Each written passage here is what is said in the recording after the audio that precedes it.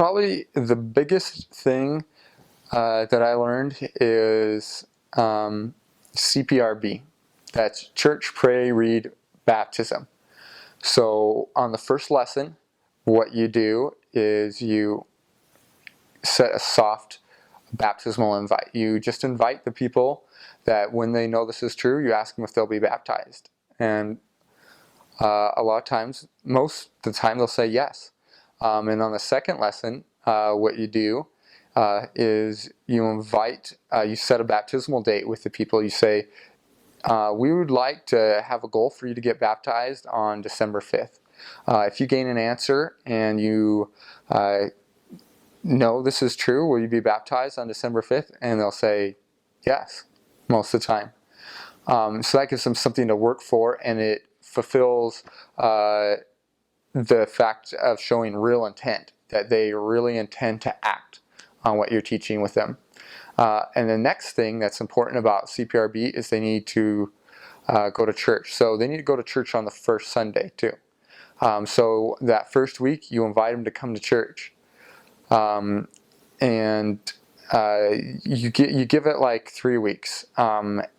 If they haven't come to church by the third or fourth Sunday, what you tell them is, you know, when you want to continue to be taught, you just come to church and we'll continue to teach you. It sounds harsh, but it's not, because what would happen a lot of times is we just end up teaching a lot of people that weren't reading their scriptures, didn't have a baptismal date, and weren't attending church. And the only reason that we were teaching them is because they let us in the door. But the problem with that is there's a lot of people who would go to church, who would read their scriptures, and who would get baptized. But we're teaching people who aren't instead. And so what we'd also do is we'd not just give them a chapter to read, but we'd invite them to read the Book of Mormon every day. And we'd follow up with them. We'd call them and check with them to see if they're reading with it. And that way, they're actually getting a testimony. And then we'd also invite them not only to pray about it, but to pray in the morning and the night. And we'd actually have them pray with us in the lesson. We would say the opening prayer, and they would say the closing prayer, even on the first lesson. And the way we'd get them to do this is we'd just say, you know, we'll say the opening prayer if you'll say the closing prayer, and then you just start saying the opening prayer. And then at the end, you say, okay, it's your turn to say the closing prayer. And if they're feeling a little nervous about it, a little awkward, a lot of times it's just because they don't know how to pray. So you teach them how to pray. About 90% of the time, they'll actually kneel down with you and they'll say the prayer. And what happens is if you're praying in the lesson with the people, they're actually saying prayers in the lesson, you know that at home they're probably praying as well. And what we found is when we started doing that, only teaching people that were keeping all of their commitments, that's when on the mission we started baptizing every couple weeks instead of every couple months.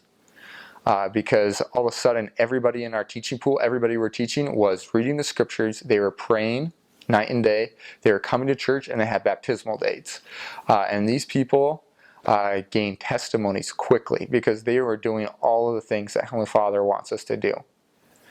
And so doing missionary like that, work like that, will help you be a lot more successful.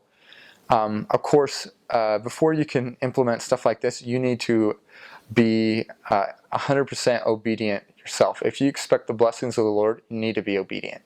And you need to have faith. Pray with faith, with real intent, out loud, in the morning, and in the night, and in the day. Pray when you're having a hard time, when you run into trouble. Just pray a lot. That should be your go-to missionary tool, is to pray. I testify that these things, they worked for me on my mission, and I know that they'll work for you. And you can have a very successful mission. Just have the faith